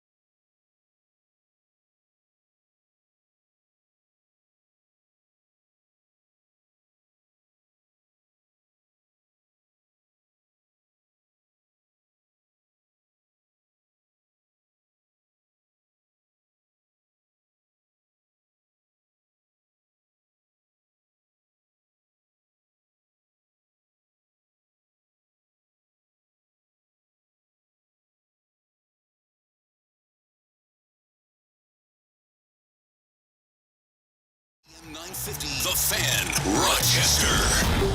Always live on the free Odyssey app. They've raised the bar on Rochester Sports Talk. You're in the Sports Bar with Danger and Battaglia on the Sports Leader, 95.7 FM and AM 950 The Fan, Rochester. Well, it goes without saying, Gino, I owe you an apology. And we want the Dan DeLorean to come back to work sooner rather than later. Oh, see, Dan is going to come in. He should be wearing like a king's cape and a crown when he comes back. And he's like, you missed me, right? He's going to be wearing his full armor, Beskar armor. He's going to be wearing the helmet. He's going to come in here with his theme music. I'm back. I mean, how sloppy has my work been behind this console without the Dan DeLorean here as our safety net? Well, I like, for everybody that's watching online, yes, we're on 7 platforms now. Yeah. You're watching on Twitch or on YouTube. You saw Sports Update with Gene, and then no sports update. Sorry. Yeah, we can improvise. I can restore the sports update. You want to do your sports update here? We can. No, okay. It can be. We can do it. It's a mulligan, Gino. Let's just call it what it is. It's a mulligan, and we can try again. Can we try again? Try again? Yeah. Let's try again. All right. Let's try again. Here we go. The Fan, Rochester Sports Update. Thank you, Mike Danger. A testy practice for the Buffalo Bills today as Tyrell Dotson swung his helmet in one altercation. No one got hurt. Meanwhile, backup offensive tackle Brandon Shell announcing his retirement today. It's the Bills and Steelers coming up Saturday night, 4 p.m. Our pregame coverage will begin here on the Fan Rochester. The Rochester Red Wings tonight in Buffalo. It's game 1 of a 6-game series. The Yankees tonight in Atlanta. The Orioles playing in San Diego. The Mets taking on the Pirates. We got some Rochester Nighthawks news here on this Tuesday. They re-signed their starting goaltender Ryland Hartley. It's a 2-year deal. Sports is brought to you by GetMyPerks.com today, where you get half off to Stokey Farms. Save on a season pass. Get your fall fun at GetMyPerks.com. Thanks for the mulligan. Gene Battaglia in the Sports Leader, 95.7 FM and AM 950, The Fan, Rochester.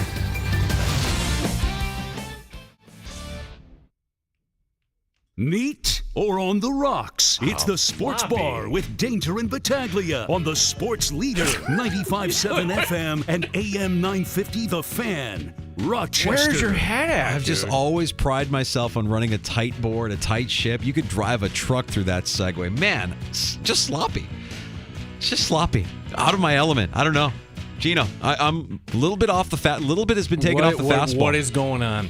Is there something else? Is it fantasy football? Is there... What is it? What do you got here? Where do I start? Yeah, there's always something going on. Like I said, if you want to spend some time inside my head, feed the dogs that are barking in there to get them off my back so I can really dial in and focus. We appreciate you checking us out, even though your host is a sloppy boardsman here. Just sloppy. We've got a great happy hour lined up for you here and plenty to get to. We appreciate you joining us at 866-4FAN. 866-4326 at The Fan Rochester on YouTube and Twitch. And, of course, we sound our best in the free-to-download Odyssey app with Rewind. You can go back and listen to how sloppy I've been all afternoon. Thanks to Rewind, that audio is there for you now for the next 72 hours or so. All right, you mentioned it in your sports update, Gino. It was a chippy practice today, and a fracas broke out. Yeah, so this all starts, I guess, with Diggs and Saran Neal. Like our guy, Saran Neal, right? And Diggs over the middle, they exchange words. Now they're fine. Don't worry. This happens all the time in every NFL camp.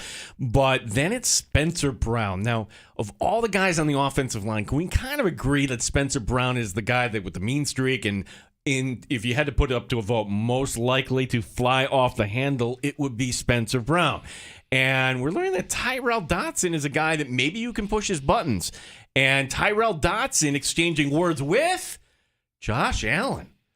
Now, he didn't swing his helmet at Josh Allen. We're not sure. Dotson went to Twitter afterward to say, hey, I wasn't swinging my helmet. I was just tossing it back. But whatever the case was, linebacker coach Bobby Babich had to come and actually restrain and walk Dotson off the practice field. Get control of your guys, Babich. Josh Allen. Here's a bite of Josh Allen after practice here, kind of explaining the chippiness from today. We're just working to compete and get better, and we want to be great. Sometimes you go through practices like that where both sides want it really badly. Both sides are storming to the ball, just trying to make some plays, and those practices. That makes your team better. Was that one a little bit more, I guess, intense than usual? I mean, I think all of our practice have their moments. I think this one may be the most constant, and again, it's expected, it's deserved.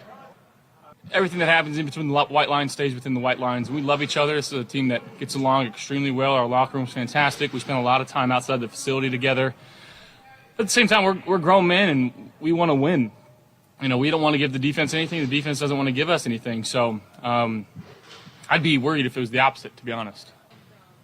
What was it like getting a chance to call a couple plays on Saturday? Who told you that? It was fun, and just to go out there and call some plays for Bark. And I don't know if that continues or not, but it was fun. It felt like you were playing Madden out there. It was a lot of fun. Those plays to see how they went? Oh yeah. And when it came on the quarterback room, I perked up a little bit and hey, Bart, this is the reason why I called this play, right? And I saw I got my coach's hat on at that point during the meeting. As soon as those plays were done, I was like, these are all Dorsey's plays. It's fine. I mean, I think Barkley was 6 for 6 during those plays, but in fairness, he was at 7 of 8 or 8 of 6 or whatever it was, 7 or 8 or 8 or 9 with Dorsey calling the plays too. So he could have called a bunch of stuff for Barkley that game. He was feeling it. All right, so Josh Allen after practice today kind of sharing some words and telling everybody to calm down a little bit. This is, what this team is about. It's intense, yes, but they're both getting after it. They both want to be better. And if Diggs is the catalyst for that, good. If Diggs is the guy that's starting it, if he's mixing it up in practice because he expects more, good. I don't like guys swinging their helmets around. That's not good. But I love hearing that practices are intense. I love that. Now, if it spills over to the weekend, fantastic. Take it out on your opponent. Yeah. Oh, my gosh. Bring me to September 11th. Don't want to wish my remaining weeks away of summer here. I do have a concern, though. Okay, and yes, the concern is certainly middle linebackers, Dotson the guy or not. We could talk about that. But what if Spencer Brown needs a play off or a game off or something like that? Heck, there was one practice where his back locked up. Now, he was fine. But there really isn't a swing tackle on this team. Are we satisfied with Tommy Doyle and David Kessenberry? We're joined earlier by Matt Perino, and he said the answer was no. It is an area of concern. You lose today to retirement. Offensive lineman Brandon Shell. He's just kind of withdrawn his name from the Buffalo Bills. Like, I'm good. Didn't practice today and was officially placed on the NFI retirement or PUP retirement list, whatever it is. Yeah, you're out of here, basically. Is that how you're going to end the sports bar someday, Danger? Like, you know what? I'm done. I'm going to retire here. I have more afternoons like this. It might be tomorrow. Who knows? It won't be a retirement. It'll be a forced retirement. I didn't really expect much out of Brandon Shell. They signed him to a 1-year deal. 31. You have more upside with a guy like Doyle or even Kessenberry. I just don't think. I think this is problematic for the league. I think the entirety of the league has an issue in terms of depth on the offensive line. Starting caliber offensive linemen have become just a very valuable commodity, and you see it in the way that these guys are paid. You just saw the deal that he got in Dallas at Zach. Why am I blanking? Zach Martin. Sorry, Gino. Damn it. Zach Martin gets this massive raise. It's like, yeah, because these guys are a commodity. The line is so important. Well, one player to watch that I never thought we would bring up here in the show, and it's somebody that Matt pointed out, Ryan Talbot's pointed out. It's somebody, a street free agent, Richard Garage. Could he be your swing tackle on this team? And maybe he lands the final spot on the roster on the 53. For Brandon Shaw, I don't know if he was making the team or not, and it's kind of a common story with players. Let's look at the numbers. He's north of 30. All right, you know what? I want this to end on my terms, and let me walk away. The joke on Line Danger, I don't know if you saw this. At least he didn't wait till halftime of week 2. Hey, yo. We love some self-deprecation in the sports bar. That's good. Yeah. Hi-yo! But it's not the first time. Like Bolden did the same thing to the Bills, right? In the middle of training camp. Like, yeah, no, I'm good. I mean, we saw one preseason game of Anquan Bolden, and it was like, Eagles are like, no, he's not fast at all. There's nothing left to his game. He's done. It happens fast, and maybe part of it was Shell on Saturday, just kind of recognizing, I don't got any more guys. This ain't for me. All right. But the names that you mentioned in terms of depth on the offensive line. Not great, Bob. Not great. Not great. If you're talking about a street free agent potentially making the team as your swing tackle, not great. Not great. Well, the Bills did trade for Ryan Bates. Like the one-off seat. Like that was a trade, I want to say, with Philadelphia. Could you actually, like, that's going to be the fascinating part of this. It's like 2 weeks from today. If you want to be aggressive right now, be aggressive. But it's going to cost you Boogie Basham or A.J. Epinesa, right? Like, could you see a deal where you move on from a pass rusher or defensive lineman in order to gain depth on the offensive line? No. Right. No, it doesn't I seem don't like see that's it. something Brandon Beane would do. No, what I see him doing is, I actually see him going to the other extreme. Like the Von Miller conversation. Like, we don't talk about it now because there's really no new developments. But that's a huge story. Is it going to be ready week 1 or not? And if the answer is no, it wouldn't surprise me at all if the Bills said, you know what, stay on PUP, and we're going to save ourselves a roster spot, and we'll table this decision here for 4 weeks. And that way we can keep everybody we want to on the defensive line. He's the last Buffalo Bill on PUP as Tyler Matakevich was activated from the PUP list today. And after starting camp on the practice field with a calf injury on the PUP list, we'll expect to see Matakevich ramp it up here as we get closer to week 1. So it's just Von Miller now, the one player remaining on the PUP list. Did we get an update on Bernard's status? Did anybody say anything about Bernard? Have we heard anything about Terrell Bernard and whether or not? No, I'm just not practicing. I mean, remember, it's not the regular season where here's your injury report and this. They're not going to do that. They don't have to do that in the preseason. So we're on the need to know, you don't need to know kind of thing with McDermott on that. But I would love to know. Like, it feels like an lost opportunity, right, if we don't see Bernard here, at least in the Bears game. Just like give us some peace of mind. Matt Perino brought up something interesting, too. Could you move the green dot to Micah Hyde? Like, it's a point that Joe Marino brought up with at camp. There were 6 teams in the league last year that did not have the green dot on defense on the middle linebacker position. Mm-hmm. And would that actually serve the Bills? Would that benefit? Because if you're going to use Taylor Rapp as like a 6 defensive back and you're pulling off the middle linebacker on the field, well, that doesn't do you any good. And the point is Maybe at some point we see more of Dorian Williams. Is there a plan to get Williams and actually Matt Milano on the field at the same time?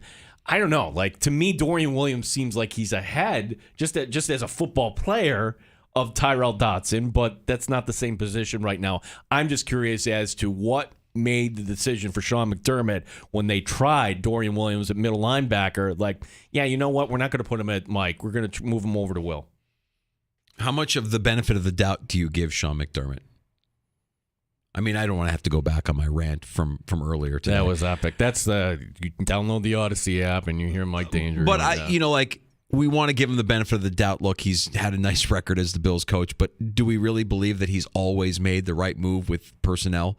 That he's always started the best player in any given situation at any given position? There's a loyalty or maybe it's just a blindness, and it stems back to his first year, right? Mm-hmm. We're going to start Nathan Peterman. Oh. My rant earlier was that if you invest a first-round draft pick on a quarterback, he should be your week 1 starter, no exceptions. And it was a reminder to me, with the news that Anthony Richardson today was named the starter for week 1 against Jacksonville in Indianapolis. Smart move. It's the way it should be. You invested a first-round draft pick. He should be your week 1 starter. You're playing with an unfair advantage. You're playing with a quarterback on a cost-controlled rookie deal. Take advantage of that while you can. Nathan Peterman started Josh Allen's rookie year, week 1, and I still can't get that image out of my... Like, what made you think In what universe do you think that is a good idea? In hindsight, of course, now it looks just ridiculously foolish. But what if? What if you don't realize that Dorian Williams is that guy? And just because you don't want to start him at that position, like he could be. We don't know. Like these are the things that we don't know, but I'm not necessarily willing to give Sean McDermott the benefit of the doubt in terms of making sure that he's putting players in the best position possible for them to succeed. You started Nathan Peterman with Josh Allen on the bench. And there's countless other, I'm sure if you rack your brain, you'll find plenty of like you traded for Nyheim Hines. You never threw the ball to him, right? Like there's just so many of these little things where it's like, what are they thinking? What are they doing? And if Dorian Williams has another big game against Pittsburgh and he looks like he looked week 1, I think we got to force that conversation. If Taylor Rapp continues to look good, like what are we doing with these guys? They're better. Now, I'm not saying Rapp is better than Hyde or Poyer. No, but Rapp in like some sort of dime package where he can move up to where be that linebacker. I would also say that I know that Hyde and Poyer don't want to come off the field. Hyde and Poyer should consider coming off the field. It's a long season, and Rapp is younger and probably has a little bit more athleticism right now. Here's my fear with the Bills defense, and this is what we talked about earlier. We talk about middle linebacker and whether or not they actually have a solution there. I don't think they do. I think whatever plan they had for middle linebacker to replace Tremaine Edmonds blew up in their face, and this is the in case of emergency break glass. Well, at least we'll have Dotson. He knows the defense. At least we'll have him. Not the ideal situation, not exactly what you wanted. And when I see both New England and the Jets take a step in the more physical direction of adding these bigger running backs, these more physical running backs, I start to wonder, does the rest of the division realize and know or believe that the Bills' defense is soft, that they're finesse, or they're slow? You can exploit them with your speed. You can maul them with your physicality. And they really didn't do anything to correct that, though. I am not Mr. Pom-Pom waving Buffalo Bills. Yay, sis boom ba. This is a team that won 13-3. I'm just asking the question. Well, I got you. I'm just pointing out, like, hey, they were still good last year under Leslie. The bad moments are really bad. There's no defense there for what happened in that Cincinnati playoff game where a backup offensive line pushes you around. So, yes, in the biggest moments, they come up small. I think the Patriots and the Jets are two different situations. I think the Jets are collecting an all-star team. They'll be better. They'll be entertaining. I don't know if it's going to work. It's what Belichick is doing. He's just looking at the lay of the land, not just the AFC East, but he's got to deal with Mahomes. He's trying to figure out how can I go counterculture to everything here. And it's also what he is. This is what he always has been. I want 2 tight ends. I want a physical run game. We want to beat you up front. Yeah, and Zeke Elliott, sure, he didn't rush for 1,000. He had 12 touchdowns in Dallas. So can he be just the backup to Ramondre Stevenson? And could Stevenson be that kind of battering ram sort of running back? I'm curious to find out. Now, Gesicki's injury is going to set him back a little bit, I would think. Like, I don't know if that's an injury that you'll just be right for week 1 when you got a shoulder issue like that. But that's the way the Patriots are going to have to design it. And I want to go, this is going to be a Patriot team that's 4-13. No, they're not. They'll probably be farting around in the graphic coming up in December. Sure. Yeah. And this is probably the way Belichick likes to. I don't want to be in the radar. I want to be under the radar. I want to surprise everybody and, make you all wonder why you doubted me in the first place. I'm a genius. If you're new to the show, sometimes we use our own vernacular here.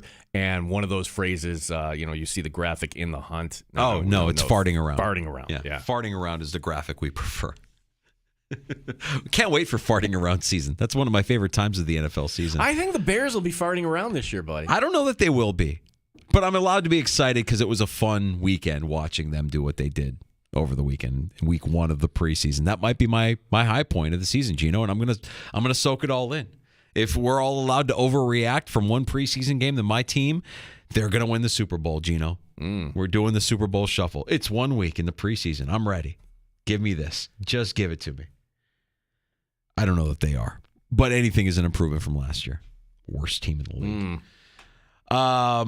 Matt Perino was great. Man, if you missed that conversation, we've got it for you on demand. You can get the Sports Bar wherever you get your podcasts. Just search us out. The Sports Bar with Danger and Battaglia, Apple Podcasts, Spotify, Stitcher, Google, the free-to-download Odyssey app, thefanrochester.com.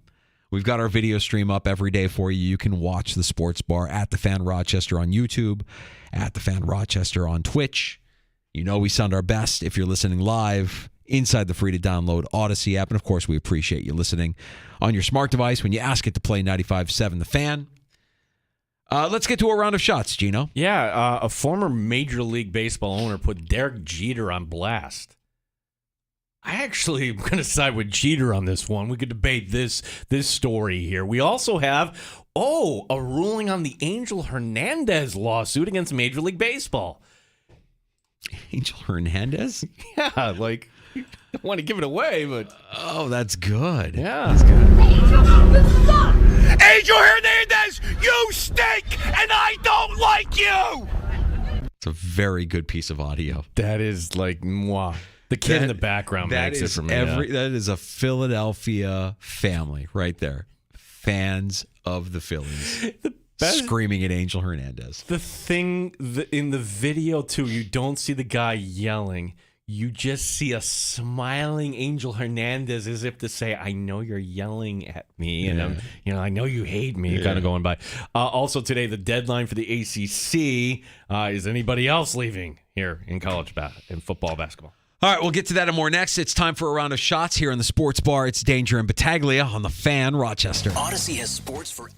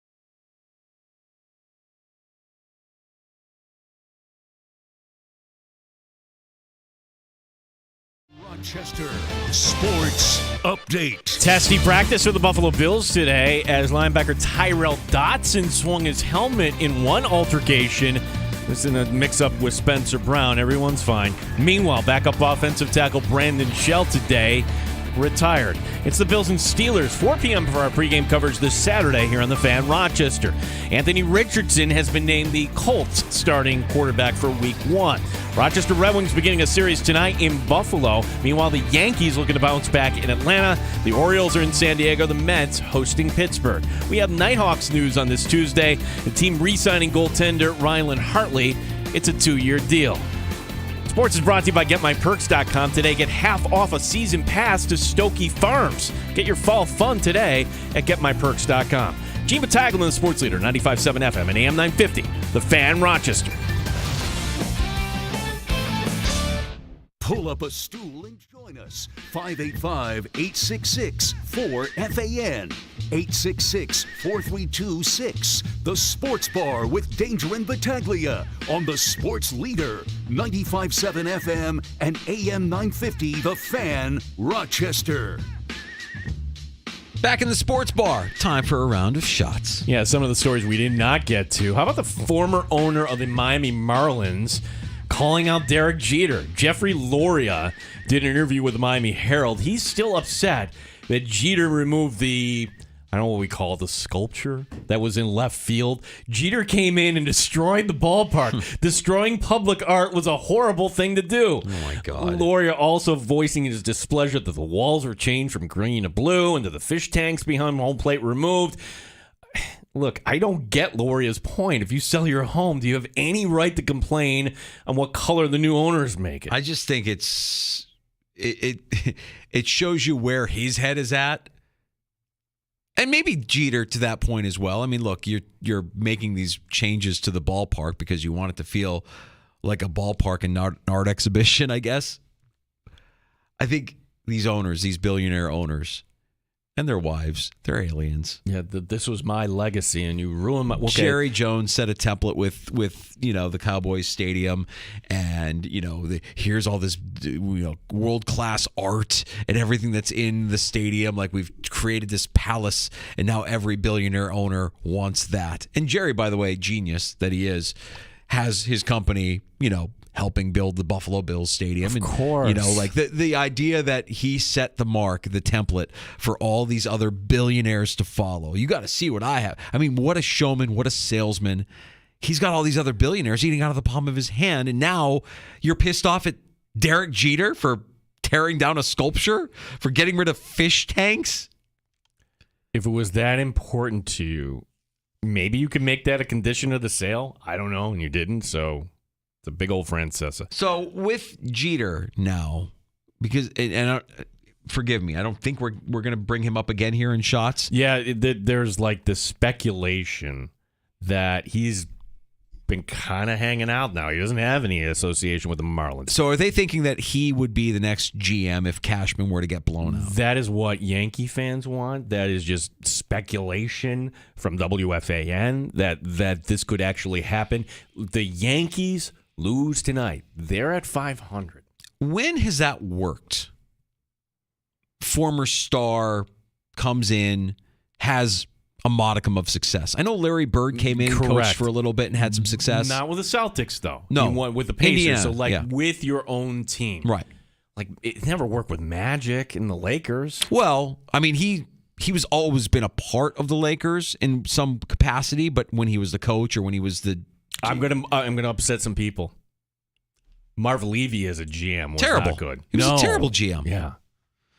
When does it work? I'm curious. If you're a Yankee fan and you're hoping that this is the path they take, I would ask you, when has it worked? John Elway. John Elway won a Super Bowl because he was able to recruit Peyton Manning. Okay. I'll give you that one. Yeah. That one works. But John Elway went away. Well, and Jeter's gone away. Elway, built this legacy as like a car dealer, right? Like he made his millions and millions selling cars after his playing career and found his way back with the organization. And let's face it, I mean, recruiting and getting Peyton Manning to agree to become a Denver Bronco, everything else he did was pretty terrible with that organization. He whiffed They couldn't get a quarterback, man. Well, after Manning left, yes. And he's completely, not calling the shots there anymore. We have Angel Hernandez in the news. Yes, he's still an umpire in this league. He lost again today. This for his racial discrimination lawsuit against MLB when a federal appeals court refused to reinstate his case. The Second U.S. Circuit Court of Appeals upheld a 21 district court decision that granted MLB a summary judgment. Writes the court, Hernandez failed to establish a statistically significant disparity between the promotion rates of whites and minority umpires. Okay. Which, look, Angel Hernandez, we could also talk eye test with the way he calls a game. Like, he's upset he hasn't been into a World Series since 2005. Be better. Be better at your job. You'll get that call. Be better. I shouldn't know your name. That's kind of the right. Do you want to be a good umpire? I don't want to know your name. Brutal. An unnamed Met, New York Met, telling our friend Mike Puma of the New York Post that Justin Verlander was a diva when he was a Met, and he was largely detached from his Met teammates. What?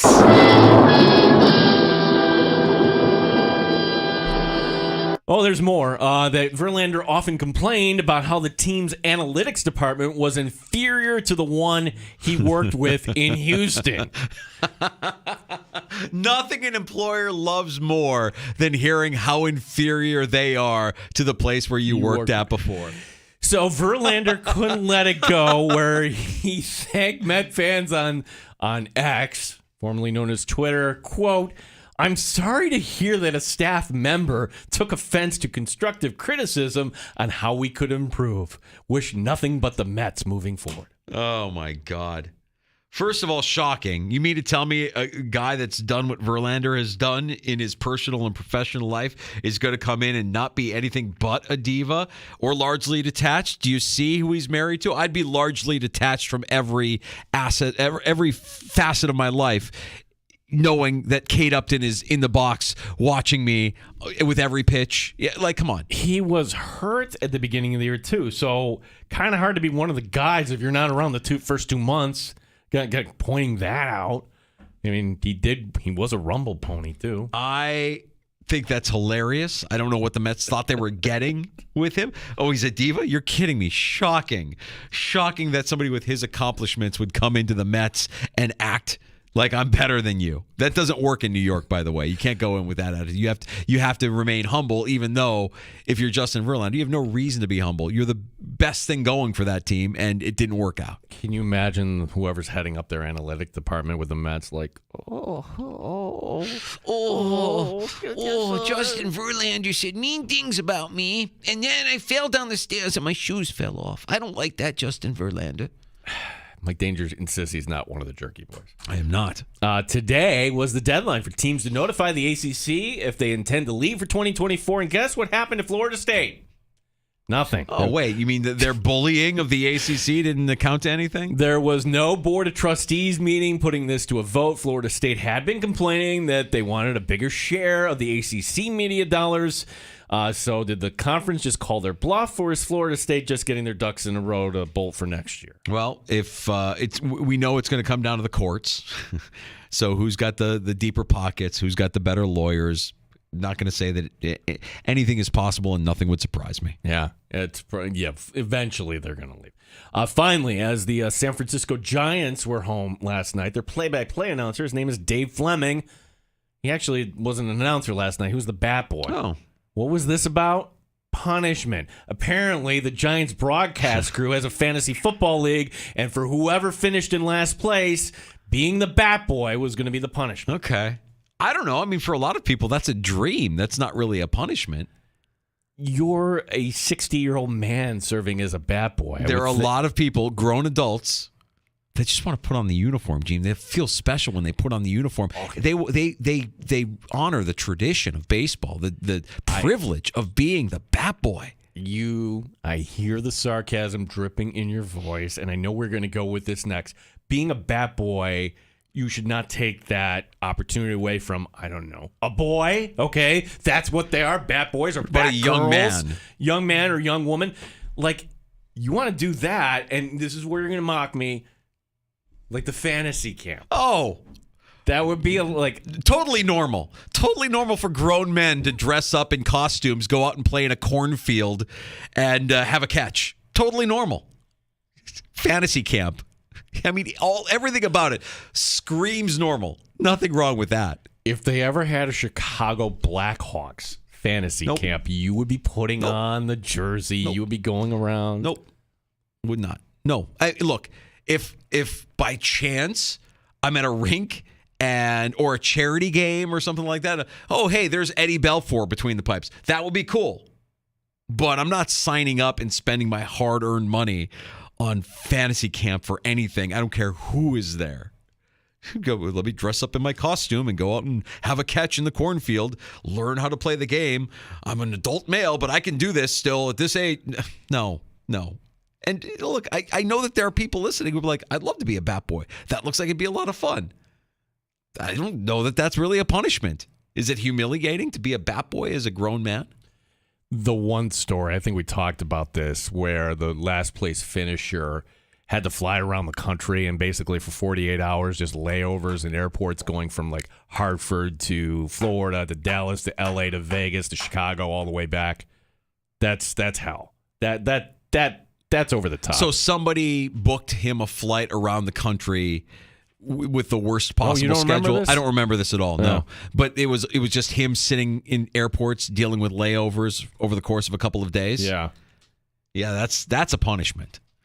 Being a bat boy at the best ballpark in the major leagues, kind of a thrill. I think that would be kind of a thrill for some.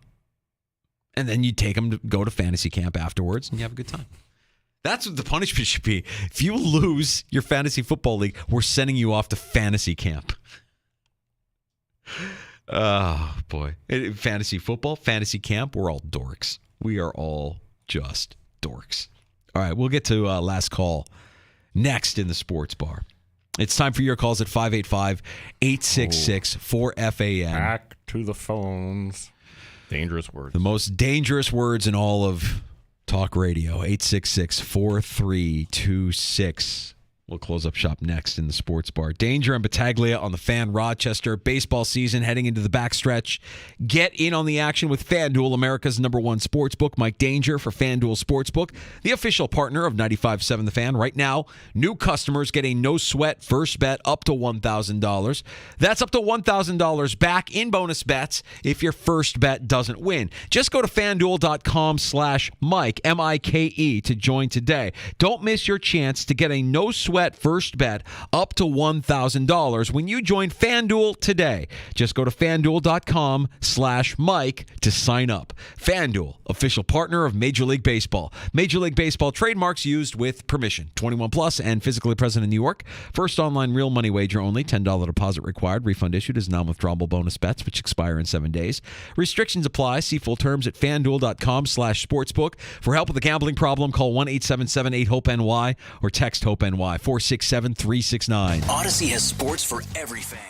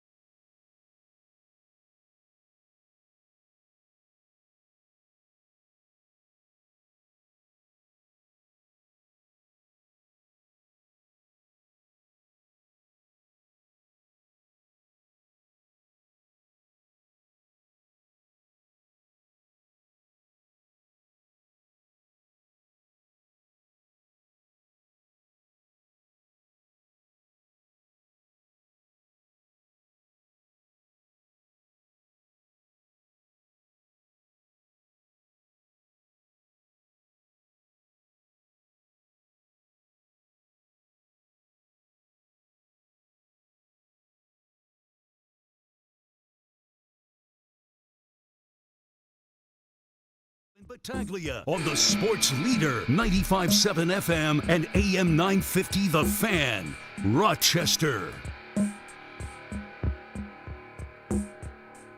Boy, Justin Verlander said me. The Mets analytics department is one of the jerky boys. Yes, I am. And I've been looking at his numbers, and they're not good. And they should trade him to the Astros because he'll be happy there, and he won't criticize my work. It hurt my feelings. I fell down the stairs, and I lost my shoes. Last call here in the sports bar. All right, I got two more names for you here, Danger. All right, so this was the conversation, go back to the story about Derek Jeter. What if he went back to the Yankees as the GM? You're talking about a Hall of Fame player, and the Hall of Fame player is actually going to be a successful GM with the franchise he's known for. It doesn't happen. I brought up John Elway. Okay, that's one. These guys weren't Hall of Fame level players, but as GMs, they were excellent. Danny Ainge with the Celtics. Sure. How about Ozzie Newsome? The best. Yeah. Put him on top. Ozzie Newsome. And when you read Ty Dunn's tight end book and you learn a little bit more about Ozzie Newsome, his whole story is just so fantastic. And for him to kind of become the executive in the NFL that he became, yeah, I put him on top of that list. Hall of Famer who excelled. But man, that was an organization. I mean, because he was with the Browns, and then the Browns moved to the Ravens, and he stayed with the organization. Right. So I'm sure that people in Cleveland are like, that guy's a turncoat, that guy has no loyalty. No, his loyalty was to ownership. His loyalty was to the people who gave him his job. He stuck with them. He did his job at a very high level. He was exceptional at his job. Yeah, that's an instance where it worked. But man, history just keeps showing us time and time again, it's not a guarantee. This isn't a guaranteed fix that Jeter all of a sudden being with the Yankees as your GM or whatever capacity, that's going to be the magic pill. Right. Like Brian Cashman has how many darts thrown him? He doesn't care. He's used to it. I don't know if Jeter can actually, you've been loved in that city forever and ever and ever. Why risk tarnishing that? Chris writing in, Lindy Ruff with the Sabres. Chris, we're talking about players that turn GM. A lot of, appreciate the contribution. Lindy Ruff, I don't believe was ever an executive for the Sabres. No, I mean, coach got him to the final, but,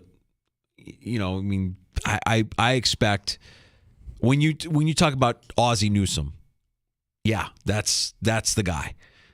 Hall of Famer, stayed with the organization, won titles, best at his job. A standard was set. Most of the time, a star player or a Hall of Famer, it doesn't work. Not as a coach, not as a GM. I mean, it's tough. Wayne Gretzky is a coach. Remember that debacle? Terrible. Ugh. The worst. Think about the best play. Michael Jordan is an executive. Terrible. So it's not a guarantee. And what about GM LeBron? He's been the GM for how long? Can you say that GM LeBron is a player won in 2020 in the bubble? I just want him to know that when he does become a GM, I will appreciate and respect the job that he does. I'm telling him in advance right now before it happens. Appreciate me. Yeah, I will appreciate and respect his job as an executive in the NBA. Clown. Fun show today.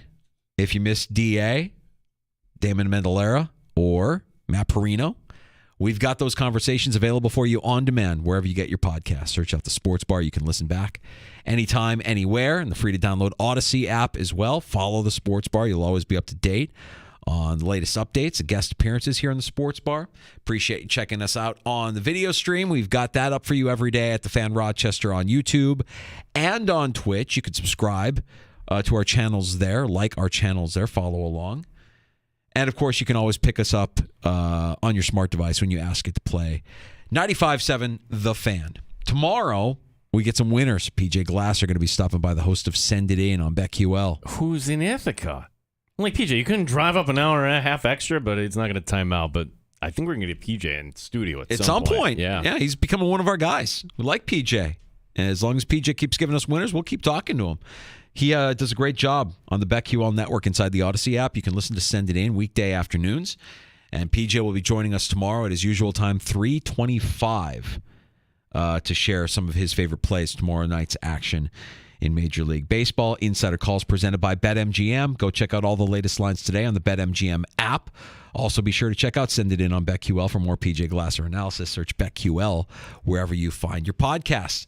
Zach Gelb next. Thanks for listening to The Sports Bar here on The Fan Rochester. Odyssey has sports for every fan. Keep up with your favorite teams from across the country and get the inside scoop from experts. AUDA.